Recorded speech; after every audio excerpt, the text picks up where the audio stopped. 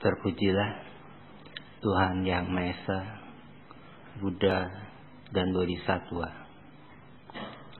Berkat kekuatan keyakinan kita kepada Buddha, Dharma, Sangha, kembali kita dipertemukan dalam puja bakti dan Dharma Desana. Dharma yang telah dibabarkan oleh Buddha indah pada awalnya, indah pada pertengahannya, indah pada akhirnya. Semoga kita dapat mempelajarinya secara benar dan senantiasa membentuk kehidupan kita di dalam Dharma. Sadhu, sadhu, sadhu.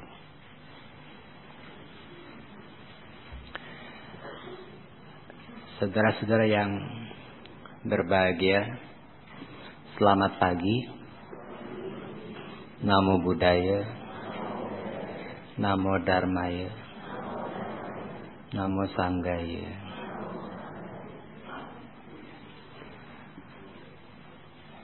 Pada kesempatan ini saya akan mengajak saudara-saudara untuk berbincang mengenai bagaimana kita memahami pikiran kita.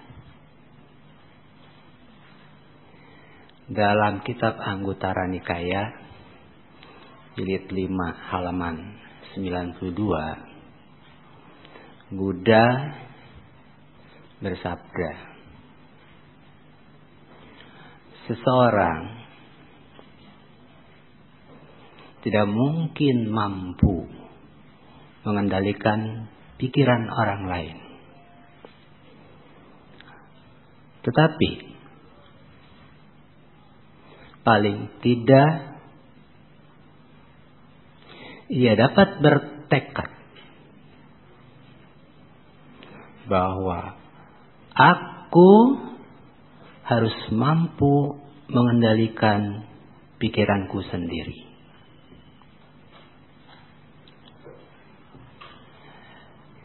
Kita bicara mengenai mengendalikan pikiran, sama saja artinya dengan harus mengenali pikiran kita sendiri. Tapi justru persoalannya,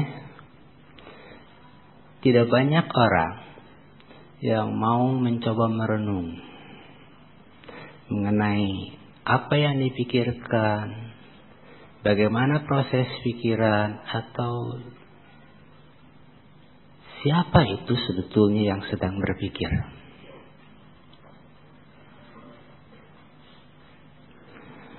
Pikiran ini penting dalam agama Buddha, dan menurut saya satu-satunya agama yang mendalami pikiran sampai perlu sekumpulan kitab suci yang disebut Abhidharma itu membahas secara jelimet tentang pikiran. Agama Buddha tidak dimulai dengan ajakan percaya saja, pusing amat mikir-mikir. Kalau Anda percaya, cukup. Hidup akan jadi lebih baik. Tapi agama Buddha berbeda. Boleh percaya, tapi pikirkan dulu. Pikiran itu nomor 1. Di dalam kitab Dhammapada ayat pertama, kedua, itu ditempatkan pernyataan mengenai pikiran yang nomor 1 tadi. Bahwa pikiran mendahului, pikiran memimpin, pikiran membentuk. Dan pikiran itu punya kekuatan Di dalam kitab Anguttara Nikaya 1 halaman 253 sampai 257 itu Buddha menjelaskan bagaimana kalau dikondisikan secara kausal itu mengikuti hukum sebab akibat. Konsentrasi pikiran menjadi penyebab dari berkembangnya kekuatan ekstrasensori, kekuatan yang di luar dari biasanya, yang biasa-biasanya itu kita sebut mujizat atau kesaktian. Jadi kesaktian, mujizat itu mendapat penjelasan, bukan merupakan sesuatu yang aneh, tapi dia bisa dikondisikan. Gambarannya, Buddha memberi contoh seperti emas murni. Kalau emas yang tidak murni, bisa bedakan dengan yang murni kan? Yang paling jelas tuh kalau emas tidak murni, kita patahkan, patah nggak? Kalau dia tipis patahkan. Tapi dia bisa patah dan tidak bisa dibentuk. Kalau dia tebal nggak nurut kan? Ya, tidak bisa kita bentuk. Nah, emas yang tidak murni ini kalau diolah terus menerus, kotorannya dari yang kasar itu diangkat sampai tinggal yang halus diangkat lagi dengan cara apa? Dibakar kan? Ya. Dibersihkan sampai menjadi murni. Emas murni kita sebut berapa karat? 24 karat. Dilemparkan ke ubin, bunyinya aja udah beda dari yang tidak murni kan? Nah, kemudian kalau dia itu murni, ternyata lentur. Bentuknya bisa kita ubah-ubah menurut selera kita. Lembek. Ya, barang keras bisa jadi lembek sampai nurut. Kekuatan pikiran kita itu juga begitu. Kalau dibersihkan dari kotoran, dia jadi murni, menghasilkan kekuatan. Tentu perlu konsentrasi.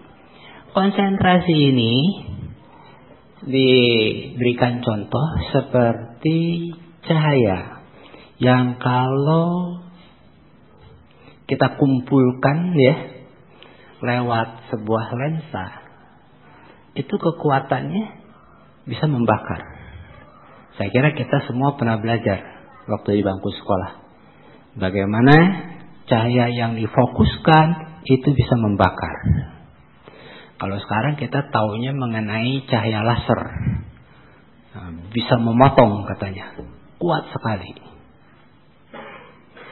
Nah, mengenai pikiran yang luar biasa ini juga mesti kita pahami kalau dikatakan menjadi sesuatu yang sangat-sangat besar.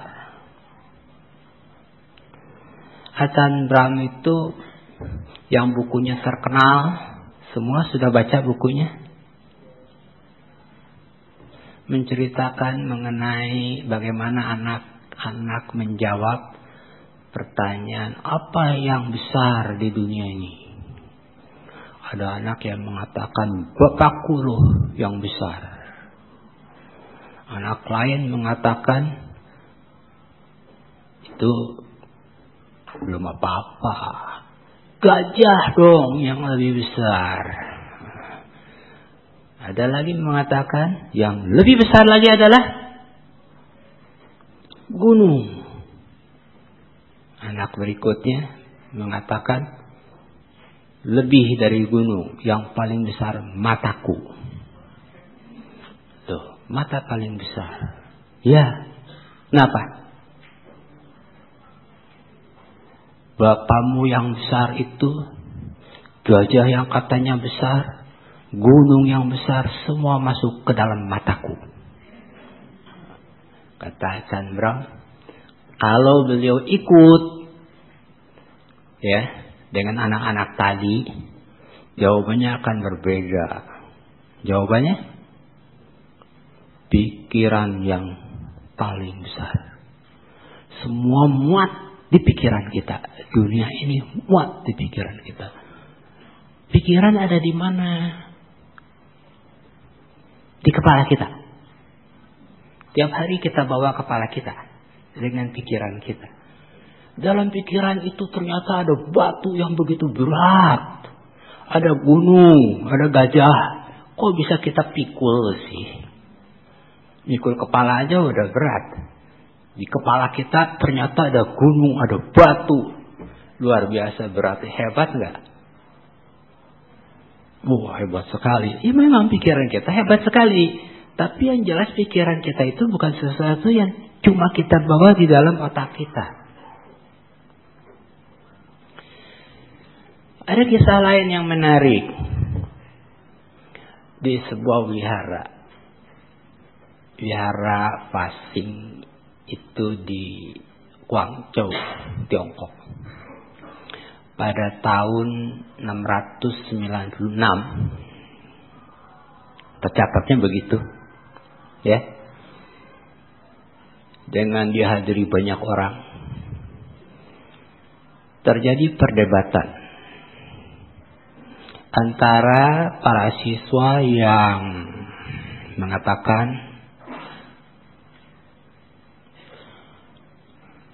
panji bergerak, bendera bergerak.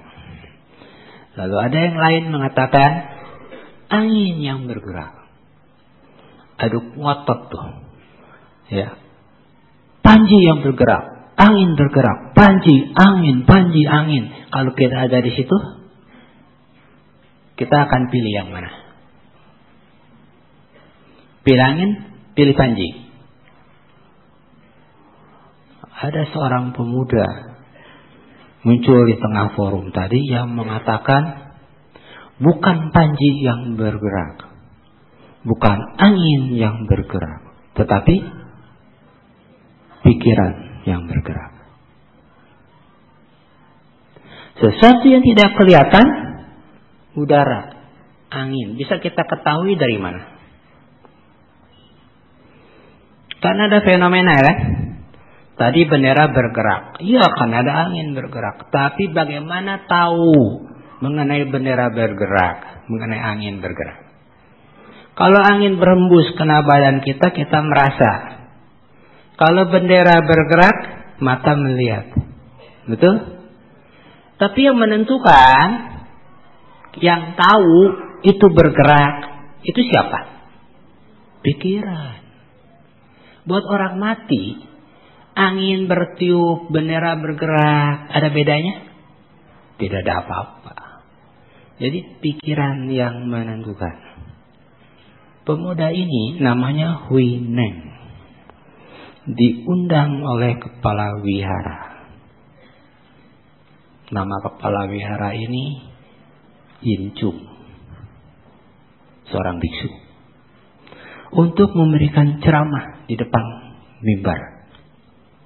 Setelah mendengar ceramahnya, mereka semua terkagum-kagum.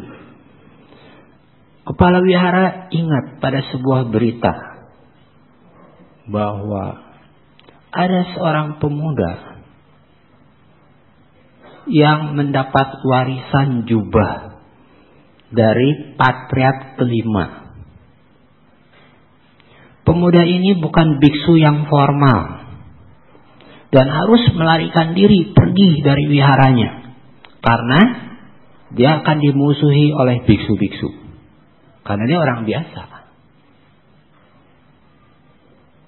Nah, dia pikir jangan-jangan orang itu adalah pemuda yang mengagumkan ini. Lalu ditanya, ternyata memang betul. Jadi pemuda ini adalah Hui Neng, memperlihatkan jubah yang diserahkan oleh patriark kelima. Belakangan Hui Neng jadi patriark ke-6, ya. Oleh Biksu Yincung, Huineng ini ditahbiskan menjadi biksu. Setelah penahbisan, biksu ini malah menyatakan, memosisikan dirinya, aku menjadi muridnya Biksu Huineng. Kedengarannya aneh gak? Lu seorang biksu senior palawihara menahbiskan seorang anak muda, selalu setelah itu mendudukkan dirinya jadi murid orang muda itu. Ini hanya bisa terjadi untuk penganut agama Buddha yang liberal, yang bisa berpikir kritis, yang tidak konservatif atau kolot. Jadi ini sangat modern, mengagumkan sekali. Ya. Nah, berbicara mengenai pikiran, kita mesti tahu bahwa kita perlu otak untuk berpikir. Biasanya begitu kan? Kita mengatakan kamu ini otak kebo loh. Artinya apa? Otak yang tidak dipakai, nggak bisa mikir. Otakmu didengkul. Artinya sama juga, kita lagi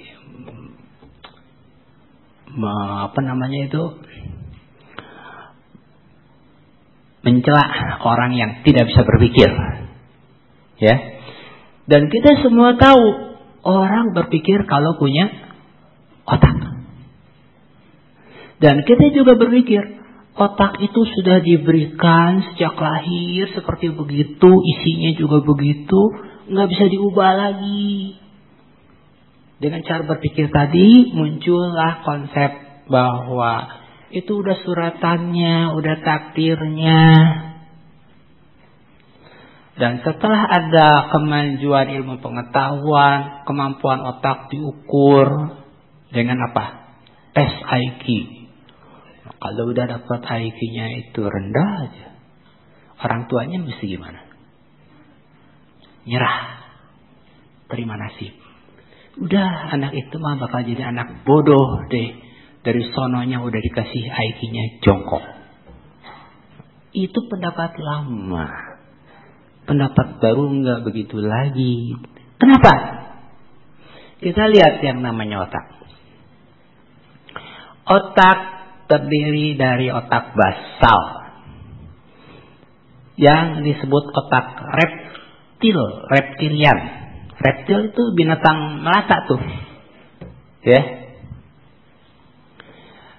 Bangsanya kadal ya. Komodo juga jenis reptil tuh. Ya.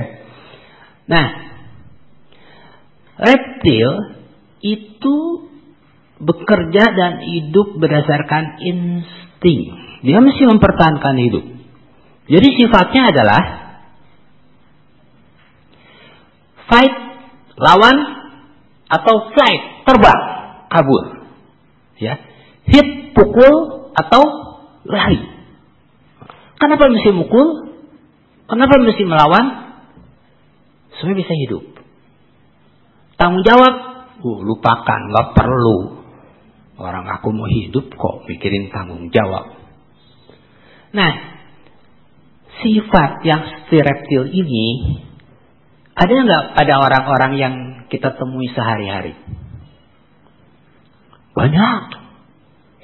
Ya kalau kita mau tegas itu yang namanya premanisme itu ya. Itu muncul karena orang-orang yang otaknya bekerja seperti reptil itu. Kita nggak termasuk dong. Kenapa? Kita punya otak lain. Otak tengah. Otak tengah ini namanya otak limbik kalau kata dokter. Otak ini lebih berkembang dari yang reptil. Kenapa? Otak ini bisa membuat kita belajar. Kita bisa merasakan, tahu sesuatu itu bermanfaat atau tidak, ya, menyenangkan atau tidak, gitu, baik atau buruk.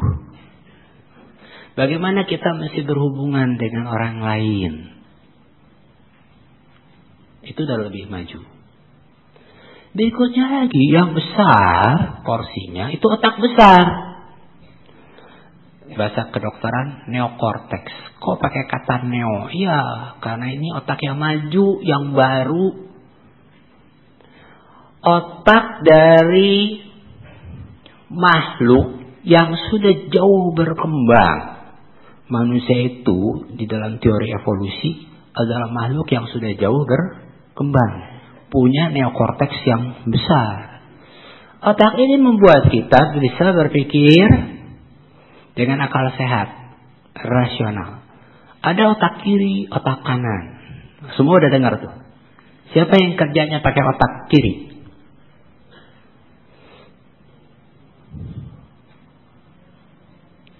Yang pakai otak kiri itu otak yang pinter ngitung, ahli matematik. Dia mungkin bisa mendirikan bangunan, gitu ya. Yang eksakta, yang logikanya jalan terus. Loh, ada lagi yang katanya bekerja dengan otak kanan. Otak kanan ini otak yang nggak pakai perhitungan, nggak pinter ngitung duit, tapi pinter seni, tahu keindahan. Kita bekerja dengan otak yang mana? Mestinya dua-duanya seimbang. Tapi kadang-kadang ada yang berat ke sebelah tuh. Ya. Nah, yang perlu buat kita dua-duanya. Nah, yang penting ternyata otak ini dibentuk oleh beratus miliar sel-sel otak yang disebut neuron. Neuron ini dia punya akar, punya batang, ya, tubuh, kemudian punya cabang-cabang. Neuron yang satu berhubungan dengan neuron yang lain. Seperti manusia yang satu berhubungan dengan manusia yang lain. Bisa saling bisik. Neuron ini berkomunikasi, berbisik dengan yang lain. Kalau menurut Mingyur Rinpoche, bergosip. Manusia bergosip. Neuron juga suka bergosip, katanya. Neuron satu ngasih gosip ke yang lain, nyambung ke yang lain. Nanti timbul kumpulan neuron yang satu gosip. Gitu. Gosipnya apa? Nah, sesuatu yang dipindahkan, ya, lewat molekul kimia yang disebut neurotransmitter. Ini punya sinyal elektrik. Ada kekuatan listriknya. Bisa diukur dengan alat kedokteran yang namanya EEG. Bisa direkam. Jadi bisa diteliti. Mingyur Rinpoche ini menjadi sasaran kelinci percobaan yang diteliti oleh para ahli untuk melihat bagaimana neuron-neuron sel otaknya ini bekerja. Nah, dari pekerjaannya neuron ini, nanti kita bisa kenali. Ada zat-zat kimia yang dioperkan, digosipkan, dipindahkan. Kalau yang namanya misalnya serotonin, itu orangnya depresi. Kalau yang namanya dopamin, orangnya happy, senang. Kalau yang namanya adrenalin, orangnya itu penuh kewaspadaan. Seperti pada waktu kita menghadapi ancaman atau waktu lagi takut. Kita siaga. Anak muda sekarang itu senang dengan sifatnya tuh mengerikan. Kenapa katanya? Untuk menghidupkan adrenalin ini. Jadi mereka senang punya geng motor, balapan. Taruhannya nyawa, enggak apa-apa, tapi puas dengan adrenalin yang meledak-ledak. Kalau pergi ke Ancol, ya yang tua-tua itu suka dibikin ngeri kan oleh anak-anak muda, permainannya serem-serem. Orang tua bilang bahaya, tapi yang muda dia senang. Kenapa? Karena ada zat yang namanya adrenalin ini. Nah, si neuron yang berkumpul bergosip ini merupakan sebuah jaringan, sebuah koneksi yang nanti membentuk kebiasaan kita. Kita ditentukan oleh neuron-neuron yang berkumpul ini, yang gosipnya tertentu. Sehingga kita jadi punya persepsi, punya kesan tertentu. Yang kalau sudah menjadi kebiasaan, tiap menghadapi sebuah peristiwa, neuron yang sejenis kumpul lagi. Kita dibentuk oleh persepsi tadi. Lewat percobaan neuroscience, ternyata koneksi neuron ini bisa dibongkar, bisa diubah, dipasang baru, bisa ada neuron-neuron baru yang aktif sehingga responsnya berbeda. Wah, kalau gitu otak manusia bisa diubah. Iya, bisa diubah. Sampai ke sikap mental. Dan kalau itu berubah, kita tahu penghidupannya juga akan berubah, nasib berubah. Kalau gitu takdir pun bisa berubah. Sehingga jangan kaget kita melihat orang-orang tua sekarang ngurusin anak-anaknya yang autis dengan segala upaya. Kalau dulu dapat anak autis nyerah, mau apa lagi? Sekarang tidak. Orang tua berjuang mendidik anaknya sendiri. Di antara anak autis yang dikiranya itu bakal kafiran, jadi orang-orang yang merupakan sampah, tidak taunya menjadi jenius-jenius.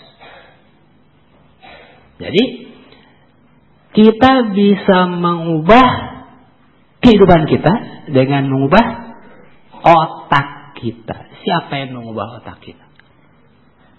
Pikiran. Loh, otak berpikir, hasilnya pikiran, tapi pikirannya berbalik, bisa mengubah kerjanya si otak. Kalau gitu siapa yang mikir? Aku, kata Buddha. Justru tidak ada aku yang berpikir. Yang berpikir itu pikiran sendiri. Untuk memahaminya, saya akan mengantarkan dengan apa yang ada dalam sebuah buku yang ditulis oleh Bante Thich Nhat Hanh. Bante ini seorang Vietnam, sekarang bermukim di Prancis, menjadi seorang guru yang pernah dinominasikan menjadi pemenang hadiah Nobel. Pernah datang ke Indonesia. Siapa yang pernah ketemu dengan Bante Thich Nhat Hanh waktu datang ke Indonesia? Gak ada. Apalagi ikut retretnya ya. Oke. Terakhir ini saya lihat banyak orang-orang dari Indonesia ikut retret, ya. Retret sistem Plum Village. Plum Village itu nama daerah pemukiman yang dibina oleh Bante Thich Nhat Hanh untuk kegiatan retret di Prancis. Nah, retret diselenggarakannya di Thailand. Belum lama ini. Dari sekolah Triratna kita ngirim 4 orang untuk ke sana ikut retret. Tapi nggak apa-apa, saya menyampaikan isi bukunya. Kalau ada yang senang dengan bukunya, cari. Bante ini mengemukakan bagaimana kita mesti memahami pikiran menurut Abhidharma. Selama ini kita kenal Abhidhamma itu versi Pali. Tapi ini versi Mahayana. Yang sebetulnya secara umum satu kerangka, ya, satu batang tubuh, satu akar dengan versi Pali. Cuma lebih berbunga, lebih berkembang gitu ya. Dalam artian lebih mudah secara praktis itu kita manfaatkan dalam kehidupan kita. Pikiran itu sering tidak dibedakan dengan yang namanya kesadaran. Biasa kita kenal istilah mano. Dhammapada nyebutnya mano, pikiran. Tapi dalam sutra-sutra itu disebutnya winyana. Dalam Abhidharma disebutnya cita. Tiga-tiganya ini ternyata sinonim. Punya pengertian yang sama. Cuma konteks penggunaannya yang berbeda. Pada waktu kita bicara mengenai cita atau winyana, kita mesti ingat sebagai unsur batin, kesadaran ini ya punya fungsi mengetahui. Nah, bukan cuma sesaat, tetapi menjadi sebuah proses yang berkesinambungan, merupakan arus. Jadi kesadaran yang mengetahui tadi itu adalah sebuah proses, seperti arus sungai, seperti kalau zaman kita modern sekarang kita bilang arus listrik. Kelihatan nyala lampunya sama sih, barangnya sama. Oh tidak, kenapa? Di dalamnya ada arus yang sudah mengalir, arus listrik. Ya, itu berubah terus. Yang namanya mano itu fungsi berpikir yang tidak mesti dikaitkan dengan arus, dengan kesinambungan. Jadi walau maksudnya sama, tapi kita lihat ya, ada konteks yang berbeda. Nah, cerita mengenai yang namanya kesadaran atau pikiran akhirnya tidak kita bedakan. Kenapa? Karena di dalamnya itu pasti mengandung unsur yang namanya perhatian. Perhatian murni atau perhatian penuh kesadaran, dalamnya ada ingatan yang sering dikenal dengan sebutan sati. Kalau di dalam Jalan Mulia berunsur 8 itu merupakan atau disebut perhatian benar. Ya. Kemudian ada hubungannya dengan apamada, kewaspadaan, kehati-hatian. Ada hubungannya dengan kata bud. Buddha itu asal katanya bud. Bud itu artinya bangun, melek. Kesadaran itu milik orang melek. Gitu. Secara keseluruhan. Kemudian dalam konteks bahasa Indonesia kita kenal beberapa pengertian yang lain yang mesti dimasukkan. Di antaranya insaf. Kita nggak bilang orang itu sadar kalau nggak insaf. Ya kan? Eling. Tahu baik dan buruk, bisa membedakan benar dan salah. Nah, secara keseluruhan kesadaran ini bisa dilihat dari 8 aspek. 5 yang pertama itu kesadaran indera. Panca indera punya kesadaran. Kesadaran mata, kesadaran telinga. Mata itu kesadaran penglihatan kan ya. Telinga kesadaran pendengaran. Kesadaran penciuman, kesadaran perabaan, kesadaran pengecapan. Semua lewat panca indera. Berikutnya indera yang ke-6, pikiran. Kesadaran pikiran. Setiap kesadaran pasti mesti punya objek. Sadar mengenai sesuatu yang menjadi objeknya. Setelah kesadaran pikiran, kita masih kenal yang namanya kesadaran manas. Nah, ini mungkin istilah baru. Manas ini dihubungkan dengan keakuan. Biasa kalau orang punya kesadaran, dia akan cerita mengenai aku loh, kan begitu. Ya, ada keakuannya. Berikutnya ada kesadaran yang terpendam. Kalau kesadaran pikiran itu kita sebut akal.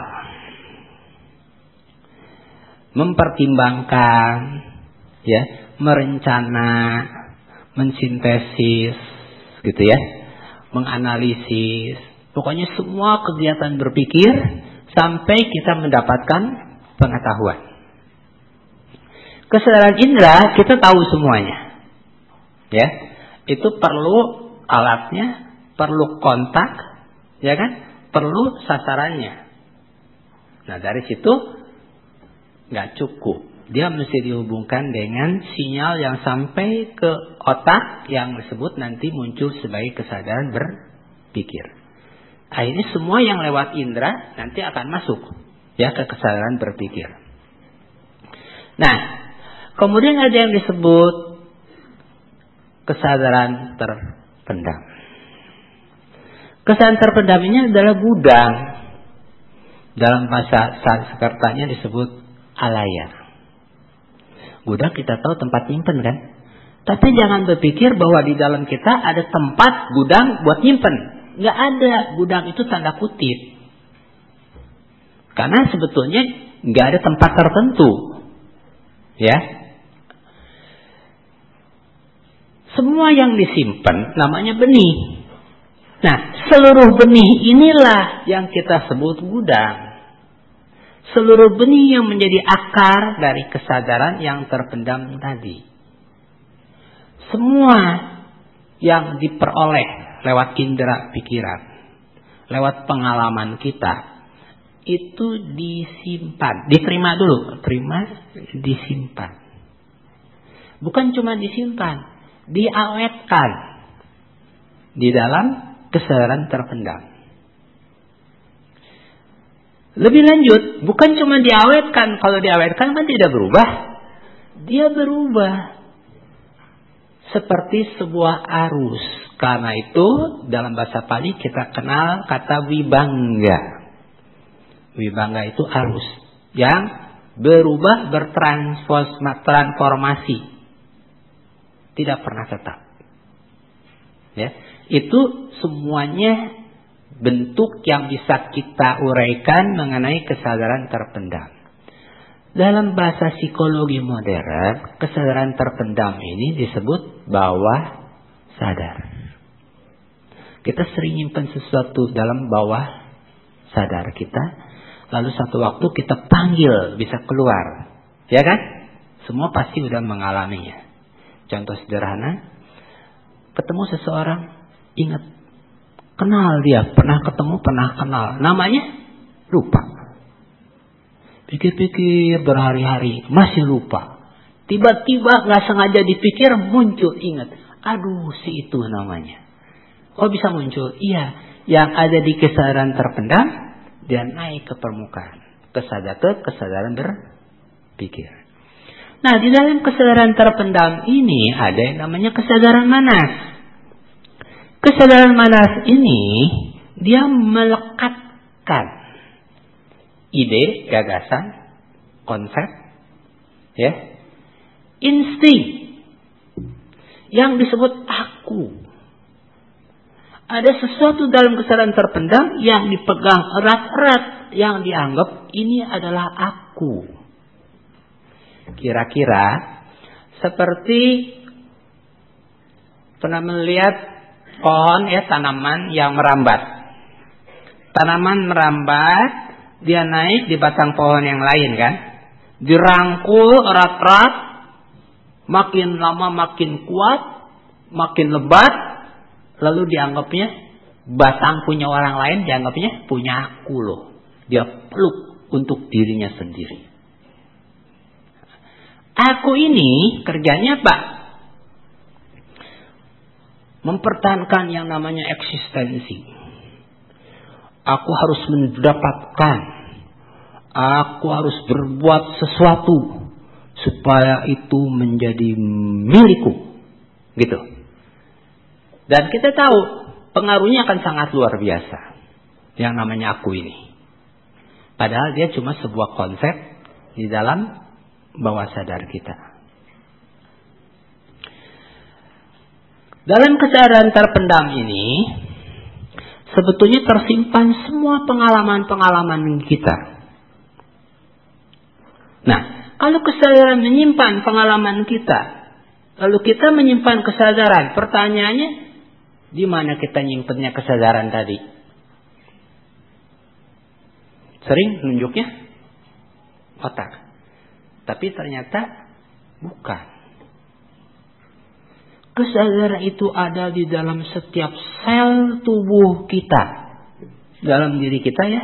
Ada di dalam setiap sel tubuh kita. Malah juga ada di luar diri kita. Kesadaran itu ada di luar diri kita. Di mana? Di leluhur kita. Atau nanti kita bakal punya keturunan kan? Generasi-generasi berikutnya setelah kita, dia masih nyimpen kesadaran tadi. Malah lebih dari itu. Kalau kita hidupnya dalam sebuah keluarga besar, satu bangsa, ternyata ada kesadaran terpendam yang juga punyaku, ada juga di tempat-tempat orang-orang yang satu bangsa tadi. Jadi kalau gitu kesadaran itu di mana tempatnya? Di dalam dan di luar. Kalau cerita yang di dalam mudah kita pahami. Pahaminya gimana? Dalam setiap sel kita ternyata ada sesuatu elemen ya, yang nyimpen karakter, yang nyimpen pengalaman kita, yang memetakan semua unsur genetika dalam tubuh kita. Sehingga dari satu sel tubuh kita yang adanya misalnya di rambut, kita ambil, kita bandingkan dengan satu sel tubuh kita yang adanya di badan, yang adanya di kaki, di ujung kuku, kita akan menemukan ada yang sama yang kita sebut DNA. Loh, DNA ada di mana-mana. DNA itu isinya adalah peta dari badan kita, bukan cuma badan. Jiwa raga kita, petanya ada di DNA tadi. Dan ternyata dari satu sel tubuh kita sekarang, dengan kemajuan sains, bisa direplikasi. Bisa dikloning. Satu sel dikloning menjadi satu makhluk. Itu menunjukkan apa? Satu dalam semua. Semua ada di dalam yang satu. Dan ini sudah dikatakan oleh Buddha 2600 tahun yang lalu. Menakjubkan. Ya. Oke. Kalau yang di luar itu kalau nyangkut generasi yang lalu dan yang akan datang, kita tahu itu juga sel yang ceritanya punya peta genetika itu akan nurun. Betul kan? DNA masa lalu dengan generasi sekarang itu pasti ada kaitannya. Nah, tapi saya ingin mencerita sekarang soal yang lain, bahwa yang namanya individual dengan yang namanya kolektif itu ternyata tidak terpisahkan. Kita ada dibentuk oleh kolektivitas.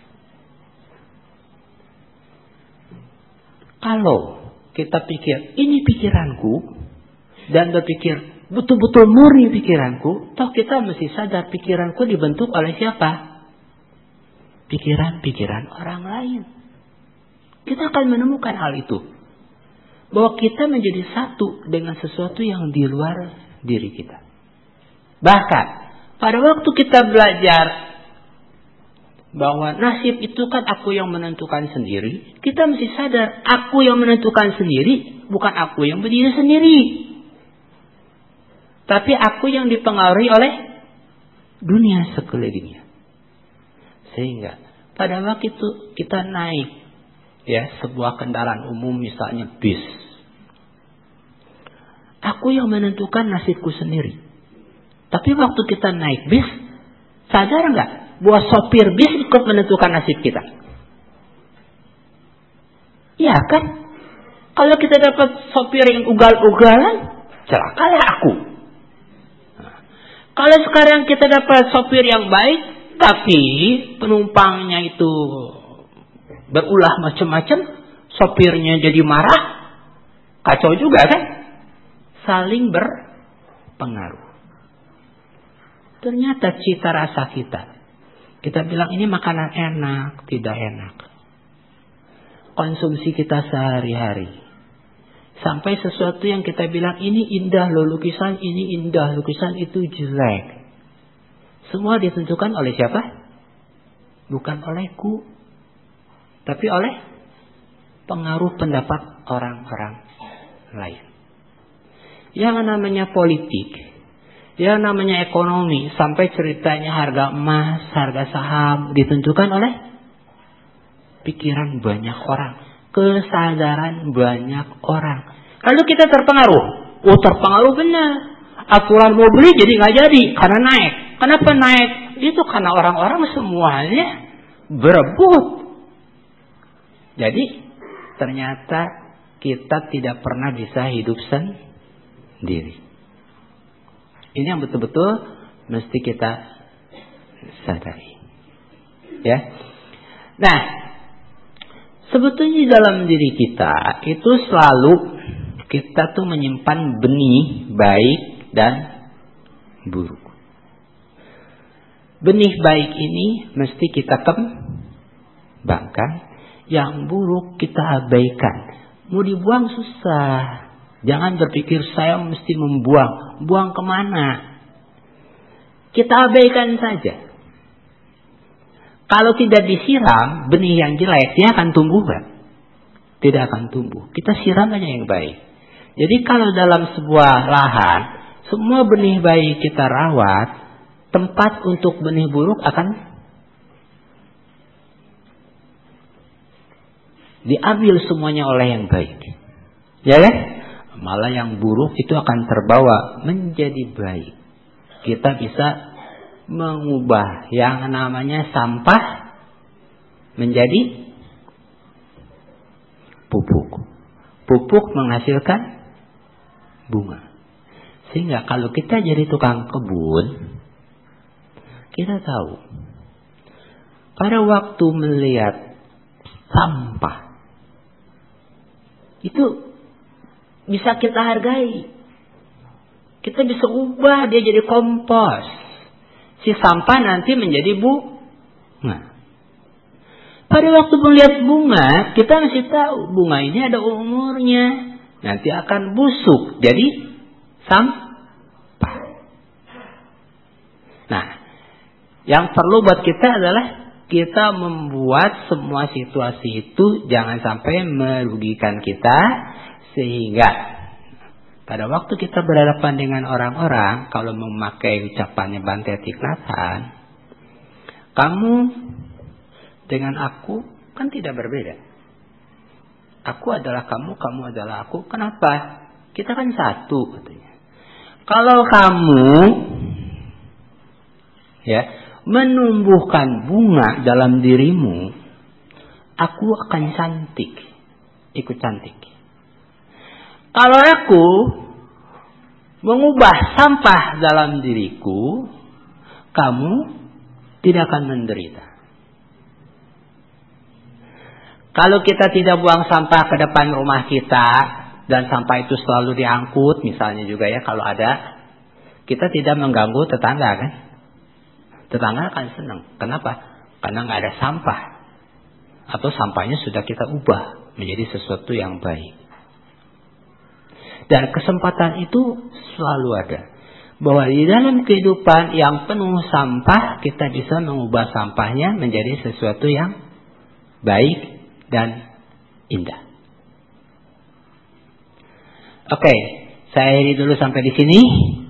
Kalau ada yang mau ditanyakan, ada sharing, itu bisa disampaikan baik secara tertulis ataupun lisan. Apakah orang yang ahli bela diri dan bisa berkelahi dengan mata tertutup berarti kesadarannya terlatih dengan baik? Jawabnya iya. Jadi kesadaran itu kalau ditanya ada berapa? Loh tadi katanya ada 8. Kalau kita jawab 8, Itu salah. Kesadarannya adalah satu. Yang 8 itu cuma aspeknya. Semuanya adalah satu kesatuan. Tapi kalau kita bicara kesadaran yang satu juga salah. Pada waktu kita membedakan kesadaran ini dari individu dengan orang yang lain. Jadi pertanyaan itu mestinya tidak relevan kalau kesadaran itu ada berapa. Ya. Kesadaran yang menyatu tadi itu bukan cuma menyangkut individu, tapi juga sampai ke lingkungannya. Dia bukan hanya bekerja lewat indera, pikiran, tapi bawah sadar semua terangkat, sehingga itu memang menghasilkan sebuah kekuatan. Apakah insting adalah bagian dari kesadaran? Ya, dalam kesadaran terpendam. Kemudian pertanyaan berikutnya, saya mau tanya, kenapa bisa sakit autis? Autisme disebut sakit, sebetulnya juga bukannya penyakit. Itu sebuah kewajaran yang timbul dari ada orang-orang yang memang dia secara bawaan itu dipengaruhi oleh karma masa lalu, ya. Kemudian di dalam pertumbuhannya di dalam rahim ibu mengalami pengalaman juga yang kurang menguntungkan, yang kita sebut sebagai kondisi yang membuat bahwa pertumbuhannya itu menjadi berbeda dari orang biasanya. Nah, yang berbeda ini memang sering kita sebut sakit, tapi orangnya sendiri nggak bilang sakit, dan jangan-jangan itu kebahagiaan buat dia, ya. Barangkali juga itu sebuah kelebihan buat dia. Kemudian apa bisa sembuh? Yang namanya sembuh, kita patokannya selalu sampai menjadi sama dengan orang normal seperti yang lain. Kan begitu. Tapi kita mesti jujur mengatakan, sembuh yang seperti itu ukurannya juga tidak tepat. Kenapa? Setiap orang itu bisa berkembang menurut jalannya sendiri-sendiri. Tahu-tahu dia bukan yang disebut sembuh, kok dia jadi jenius lebih dari orang biasa. Untuk membandingkannya, kita mesti lihat dengan pernyataan bahwa itu anak bodoh. Sering kalau guru di sekolah bilang ini anak bodoh. Belum sampai 1 semester aja udah disebutkan dia mah gak bakal naik kelas. Orang tuanya ikut juga terjebak. Itu anak bodoh. Sampai kemudian orang tahu mengenai namanya multi intelligence. Bahwa kecerdasan itu bukan cuma satu. Anak bodoh ini, kalau dia masuk ke lingkungan yang lain, dapat guru yang lain, mengajarkan dengan cara yang lain, tiba-tiba cocok, dia jadi jenius. Kita dengarkan yang namanya Alpha Thomas Edison. Bodoh. Begitu ngedengar anaknya bodoh, ibunya, kalau ibu zaman kita sekarang langsung nyalahkan sekolahnya ya. Nah, kalau ini enggak. Ibunya berpikir, aku mesti mendidiknya sendiri. Anak itu didiknya sendiri. Dan ternyata luar biasa. Ya. Kemudian pertanyaan berikutnya, orang tua saya baru saja meninggal. Katanya tahun ini tidak boleh makan bacang dan onde. Dan juga tidak boleh berkunjung ke rumah orang lain. Kalau orang hamil katanya tidak boleh renovasi rumah dan lain-lain. Katanya takut ciong. Ya. Untuk menjawab ini, kalau yang sudah saya bagikan teks, ada bacaan yang saya bagikan kan? Itu lihat yang terakhir. Ya. Bahwa ternyata pikiran kita itu bekerja dengan persepsi. Semua yang kita anggap benar salah ditentukan oleh persepsi. Ada 3 medan persepsi. Yang pertama itu mempersepsinya demikian adanya. Memang adanya begitu. Kita tidak melihat pembedaan. Contoh, pada melihat gelombang, kita nggak lihat lagi ini gelombang besar, gelombang kecil. Yang kita lihat apa? Sama, semuanya adalah air. Gitu. Itu melihat apa adanya. Kalau tidak melihat apa adanya, dengan contoh, melihat sebuah meja, pikiran kita berpikir meja tempat naruh barang. Orang lain berpikir meja tempat nulis. Ya kan? Ada lagi yang berpikir meja itu makananku. Loh, meja makanan. Ya, orang itu adalah rayap. Kalau rayap dia lihat meja, kayu itu makananku. Kenapa begitu? Itu persepsi. Itu bukan apa adanya. Bukan seperti apa adanya. Nah, persepsi yang belakangan ini, itu adalah persepsi yang dibentuk oleh kesadaran pikiran kita karena pemikiran. Mikir. Karena mikir, mempertimbangkan sesuatu, datangnya dari mana? Riwayat masa lalu. Diajarnya dulu seperti apa? Pengalaman itu yang muncul. Nah, yang ini nih, yang katanya tidak boleh ini, tidak boleh itu, terus kita bilang ini jadi benar, sebetulnya cuma sebuah pembenaran. Kenapa? Karena pemikiran. Kita pikir itu benar, ikutin aja. Kalau ada, itu ada yang nggak ngikutin, pengalaman nunjukkan nanti dia betul tuh sial, katanya. Tapi apa betul? Belum tentu.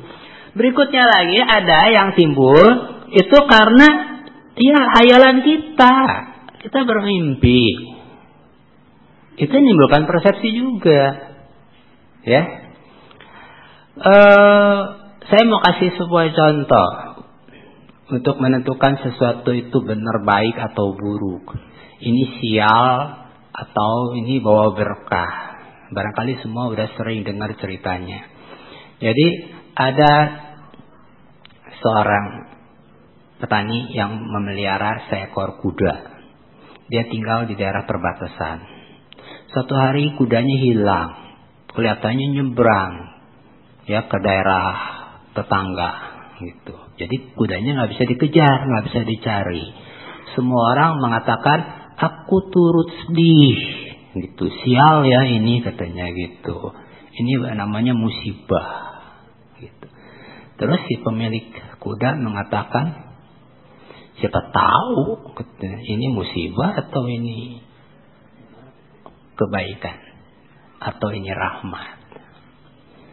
Tidak lama kemudian kudanya balik bawa kuda yang lain.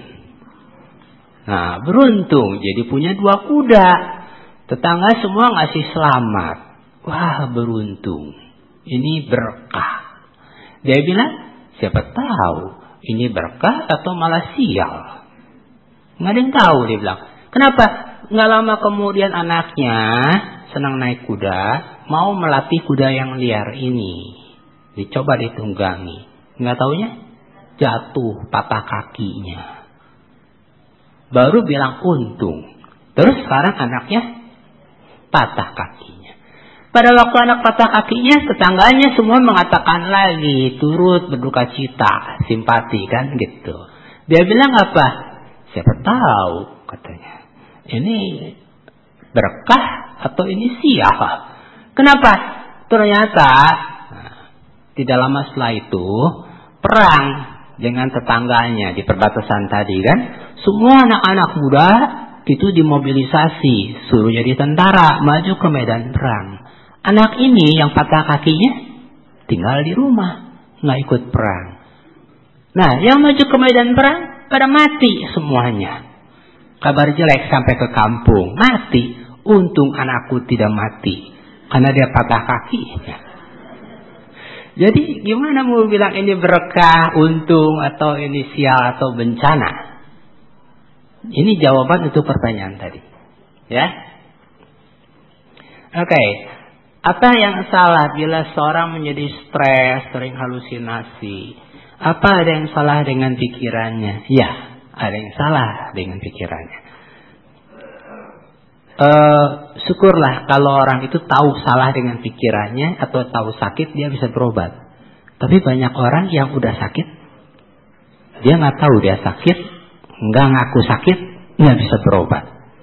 Ya, bagaimana mengatasinya? Cari ahlinya. Ya dong.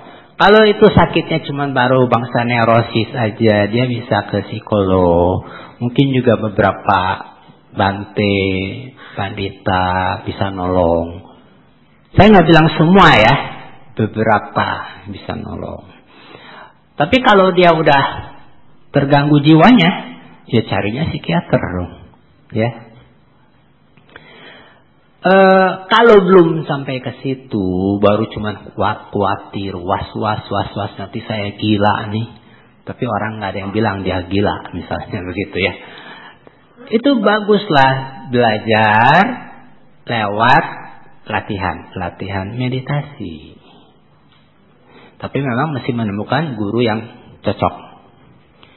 Dalam perkembangan zaman yang menuntut serba instan, serba materialistis, yang banyak masalah pikiran, baik seorang menjadi tidak baik. Bagaimana menyikapi hal ini? Mengubah cara berpikir. Mindset mesti diubah. Kita nggak gampang ngikuti orang lain, ya kan? Nah, kita bisa mengikuti ajaran-ajaran yang benar, seperti yang ditunjukkan oleh Buddha. Pada waktu timbul tafsir, keraguan, ada pertanyaan, tanyakanlah jawabannya dari yang ahli. Berikutnya ingat, semua kebenaran yang ditunjukkan orang lain itu bukan kebenaran kita. Itu kebenaran punya orang lain. Kita mesti menjalani sendiri, membuktikannya sendiri. Ya. Ada baiknya kalau kita memahami cara kerjanya pikiran. Kita memperkuat semua benih-benih yang baik. Dari mana kita tahu benih-benih yang baik? Nah, kita punya daftar. Buddha memberikan daftar. Ini loh yang baik. Ini yang netral. Ini yang buruk. Yang buruk kita tinggalkan. Gitu. Untuk yang serba instan. Memang ada orang yang melihat bahwa kalau instan nanti hasilnya cepat. Banyak orang sekarang begitu. Mau cepat hasilnya. Jadi perempuan aja kalau perlu. Bukan kalau bisa, gak mau naik jembatan penyeberangan. Jadi dia lihat ada laki-laki naik pagar, perempuan juga loncat pagar. Itu yang namanya instan. Tapi kalau pikiran sehat kita bekerja lebih lanjut, kita mempertimbangkan secara keseluruhan, kita akan mengendalikan pikiran kita. Ya, jadi belajar mengenali baik dan buruk. Bagaimana caranya kita mengendalikan pikiran jahat yang kadang-kadang secara spontan muncul di otak kita? Oh, bagus sekali. Kita tahu ini si jahat muncul. Sedihnya kalau kita nggak tahu si jahat sudah muncul. Ya, jadi ini orang yang udah tahu si jahat sudah muncul, beruntunglah. Kita bisa mulai dengan latihan. Latihannya bagaimana? Kita berusaha menjadi penonton. Nonton si jahat. Hei si jahat, kamu muncul. Kita ikuti aja. Kamu mau apa sih? Kita nggak terbawa. Jangan tergerak. Jangan ikut-ikutan. Betul-betul mengamati. Nanti yang kita amati dia akan hilang sendirinya. Ya. Tapi bukan terbawa. Atau terpengaruh. Dan ini bisa mulai dengan latihan sederhana. Misalnya kita nonton TV. Semua pasti nonton TV kan? Itu ada yang menyedihkan. Kita tahu ceritanya. Kenapa itu jadi menyedihkan? Itu ada yang jahat. Ya, ada yang jadi korban. Mesti dikasihani. Gitu. Kita amati aja. Tapi jangan terus kita ikut main. Gue jadi sebel deh, gue tonjok, TV-nya ditonjok. Ikut main, sedih, jadi nangis. Maksud nonton itu mau gembira kan, mau happy kan, udahnya nangis. Terus berunding sama-sama nonton. Maksudnya berunding itu kan juga buat menjawab pertanyaan kita kan, supaya hati kita puas. Udahnya berdebat, jadi berantem. Enggak pengertian loh, nah gitu ya. Itu terbawa. Nah, jadi kita belajar untuk jadi penonton. Kemudian Buddha mengajarkan yang namanya daya upaya benar. Daya upaya benar itu adalah mencegah sesuatu yang jahat, yang jelek, yang belum muncul supaya tidak muncul. Kemudian melenyapkan sesuatu yang sudah muncul. Berikutnya adalah menghidupkan, menumbuhkan sesuatu yang baik yang belum muncul. Dan yang keempat, menjaga supaya yang baik yang sudah muncul bisa kita pertahankan. Nah, pikiran itu selalu bekerja menurut momennya. Kalau waktu kita kena pikiran yang jelek, langsung kita alihkan, kita ingat yang baik, yang jeleknya itu udah terabaikan. Alihkan, ya. Apakah pikiran jahat yang belum menjadi atau belum terwujud menjadi perbuatan bisa dikategorikan sebagai karma buruk? Ya, karma itu dia punya saluran. Salurannya adalah pikiran, ucapan, dan perbuatan. Loh, baru mikir aja udah jelek. Ya, Buddha mengajarkan baru mikir saja sudah jelek. Tapi jeleknya baru mikir lain dong kalau diikuti dengan ucapan dan perbuatannya juga. Jadi jangan terlalu takut. Jangan terus mikirin jelek-jeleknya terus, jadi nggak baik-baik. Ya, abaikan itu. Sampai di sini masih ada pertanyaan?